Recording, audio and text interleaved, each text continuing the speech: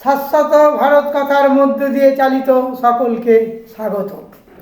মনের কথা এই সময় বিষয় হচ্ছে মৃত্যু, পরলোক ও পুনর্জন্ম। এটি বলতে গিয়ে মানুষের কল্যাণে বলছি, জনগণের কল্যাণে বলতে গিয়ে এর মধ্যে কিছু প্রসঙ্গে কিছু কথা এসে যাচ্ছে, আসতেই পারে। তবু বলি, এটা বোধহয় সপ্তম পর্ব চলছে, 6টা পর্ব চলছে, বিরাট কথা তো। তবু বলি, রবীন্দ্রনাথ ঠাকুরের কথা ফিরে আসি, একটু এগিয়ে যাই, পিছিয়ে যাই।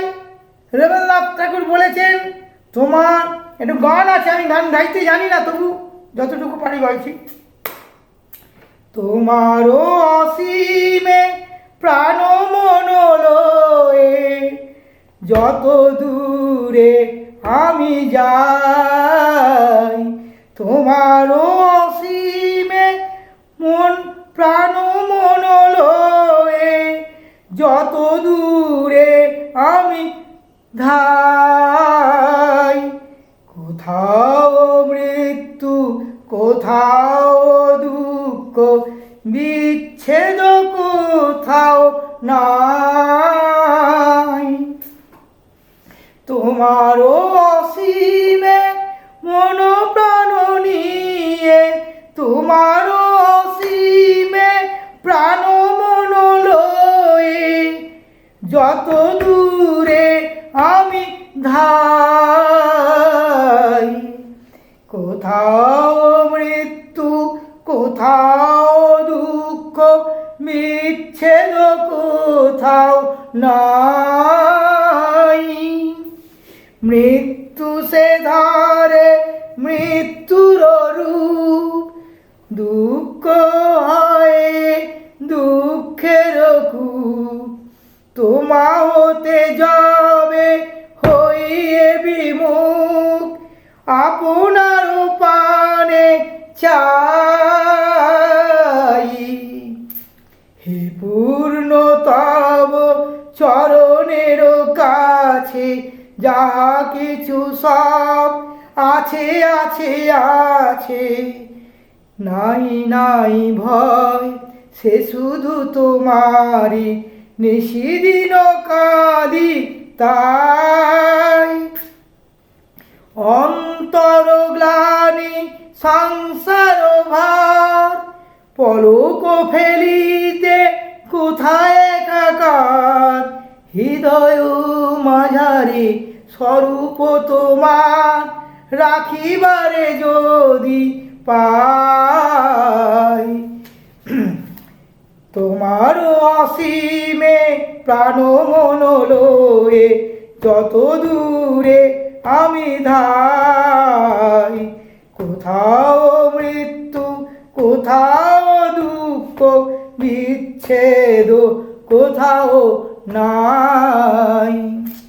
তাহলে আমরা গানটাই প্রসঙ্গে বললাম, মৃত্যু, পরলোক ও পুনর্জন্ম নিয়ে বলছি। এটা বোধহয় সপ্তম পর্ব চলছে মনে হয়। এই আত্মজ্ঞান হারানোটাই হলো জীবের জীবত্ব। আমরা এই বুদ্ধি নিয়ে চলতে অভ্যস্ত বলে মৃত্যুকে এত ভয় করি। সাধনার বলে জীব যখন তার আত্মজ্ঞান আবার ফিরে পায়, জীব সংসারে মোহবন্ধন যখন একে একে খসে পড়ে, তখন কিন্তু আমরা দেখতে পাই যে আমাদের জীবসত্তা ওই ব্রহ্মসত্তারই রূপান্তর মাত্র। সাধক তাই রামপ্রসাদ, কবি রামপ্রসাদ সেন বলে গেছেন তার গানে, প্রবাদ বলে ভবানম্বে বসে থাক ভাসিয়া ভেলা। প্রবাদ বলে ভবার নবে বসে থাক ভাসিয়ে ভেলা। যখন জোয়ার আসবে উজিয়ে যাবে, ভাটিয়ে যাবে ভাটার টানে। এই রামপ্রসাদ তাই তো বলেছেন, প্রসাদ বলে ভবার নবে, প্রসাদ বলে ভবার নবে বসে থাক ভাসিয়ে ভেলা। যখন জোয়ার আসবে উজিয়ে যাবে, ভাটিয়ে যাবে ভাটার বেলা। ভাটার বেলা, বেলা ভাটার সময় যেমন বেলা মানে সময়। এই নির্বিকার বোধ সাধনার ফল।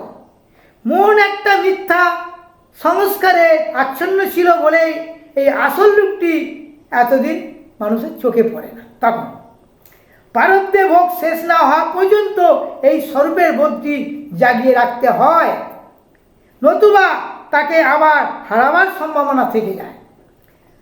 সাধন ভোজনের এটাই হলো মূল উদ্দেশ্য। পণ্ডিচেরি শ্রী অরবিন্দ আশ্রমের শ্রীমা ডিভাইন মাদার বলতেন, না জানার চাইতে জানা ভালো, তার চাইতে ভালো কাজ করা, আবার তার চাইতে ভালো হয়ে ওঠা। এই হয়ে ওঠাকেই একটু ভালো করে বুঝে নিতে হবে। আগে তো ভালো কাজ করতে গেলে ভালো হতে হবে, বুড়িয়া বলি। এই জন্যে এখনো বলি, যারা জনপ্রতিনিধি এখনো তুই ঠিক হ, তাহলে 5 বছর পর চুরি করে জিতলে, জুলুম করে জিতলে, মানুষকে ভাওতা দিয়ে পাইয়ে দিয়ে চাল গম বিনা পয়সাতে তো ভোট পাবে। লোককে তাড়িয়ে নিয়ে যাওয়া সহজ, পথ দেখানো বড় কঠিন। লাথি মেরে ধুলো উড়ানো যায়, ফসল ফলানো যায় না। এখন তো তাই হচ্ছে, লাথি মেরে ধুলো উড়াচ্ছে আর তাড়িয়ে তাড়িয়ে মিটিং চল, মিছিলে চল। ছি ছি, লজ্জা করে না? তাকে তো বলে কাজ কর, মিছিল কেন? রাজনৈতিক মিছিল, ঝান্ডা নিয়ে দৌড়াদৌড়ি, যুবক যুবতীরা কি হচ্ছে পথে ঘাটে রাস্তাঘাটে দাবি দাবা। আমরা তো স্বাধীনতা, দাবি আমার কিসে? যোগ্যতা নেই দাবি করে। সদ্গুরু চরণাশ্রয় পেলে হয় ওঠা, সদ্গুরু চরণাশ্রয়ে যেতে হবে। সামনে গুরু পূর্ণিমা, এই হয়ে ওঠার পথই সরল করে হবে। পথ দুটো, জীবনের পথ আর মরণের পথ। মরণের পথে মার শয়তান, আমরা সব মরণের পথে চলে যাচ্ছি, পাইয়ে দেওয়ার রাজনীতি করছি, ভোট দিচ্ছি। জীবনের পথে শ্রীগুরু মার, শ্রীগুরু বলছে ফসল ফলাও। এই নশ্বর দেহকে খাদ্য দিতে হবে। মনের খাদ্য চায় সাধন ভোজন, যোগ, পরাবিদ্যা, অপরাবিদ্যা। অপরাবিদ্যা কি আর পরাবিদ্যা কি? অপরাবিদ্যা দেহকে রাখার জন্য শাক সবজি ফসল ফলাতে হবে, ধান গম। আর পরাবিদ্যা হচ্ছে যোগ সাধন, যার মানে মানসিক উন্নতি হবে। শারীরিক এবং মানসিক উন্নতি দুটোই দরকার। ব্রহ্মকে চোখে দেখা যায় না, ব্রহ্ম উচ্ছিষ্ট হয়নি। ঠাকুর রামকৃষ্ণ বলেছেন, যে দেখেছে সে বুঝে গেছে। নুনের পুতুল সাগর মাপতে গেছে, সাগরে কত জল, যেই নুনের পুতুল সমুদ্রে নেমেছে গলে গেছে। তাহলে ঈশ্বর যারা দর্শন করেছে সে আর বলতে পারে না। রামকৃষ্ণ পরমহংসদেবও কিন্তু বলে যায়নি যে আমি ঈশ্বর, ঠাকুরকে এরকম দেখতে।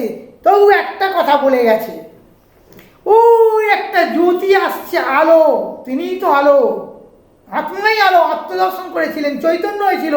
তাই জন্যে আজকে 150 বছর আগে কাশীপুর উদ্যান মাটিতে বলেছিল, কল্পতরু হয়েছিলেন। তিনি কি আশীর্বাদ করেছিলেন? বলেছিলেন তোমাদের চৈতন্য, এই আমার আশীর্বাদ। আমাদের কি চৈতন্য হয়েছে? রামকৃষ্ণ মিশন, মঠ মিশনে সারা ভারত তথা বাংলা তথা ভারত তথা সারা বিশ্বে এখনো চৈতন্য হয়ে জন্মায়নি। কোনো মহারাজের চৈতন্য যদি হতো, দেশের এই অবস্থা হতো না। দেশের এই অবস্থা। বিবেকানন্দ কি চেয়েছিলেন? ভারতের স্বাধীনতা চেয়েছিলেন। তার রূপদান করেছিলেন নেতাজি সুভাষ, শুধু নয়, আমাদের ভগিনী নিবেদিতা, সিস্টার নিবেদিতা বিপ্লবীদের সাথে যোগাযোগ ছিল। তাদের বলেছিল, একমাত্র ঋষি অরবিন্দকে বলেছিল, যাও পণ্ডিচেরি চলে যাও, ওখানে সাধন ভোজন করো। আর নয়, তোমার জন্য রাজনীতি নয়। বাকিকে অনুপ্রেরণা জুগিয়েছিলেন। সেই নিবেদিতাকে বেলুড় রামকৃষ্ণ মিশন থেকে তাড়িয়ে দেওয়া হয়েছিল তৎকালীন স্বামীজি চলে যাওয়া ব্রহ্মানন্দ স্বামী, রাখাল মহারাজ। লজ্জা করে না? সে রামকৃষ্ণ দেখতে পারে কিন্তু অমানুষ। কেন নিবেদিতাকে তাড়িয়ে দেওয়া হয়েছিল? মাদার টেরেসাকে নিয়ে মাতামাতি করছি আমরা, লজ্জা করে না? আজ এই পর্যন্ত।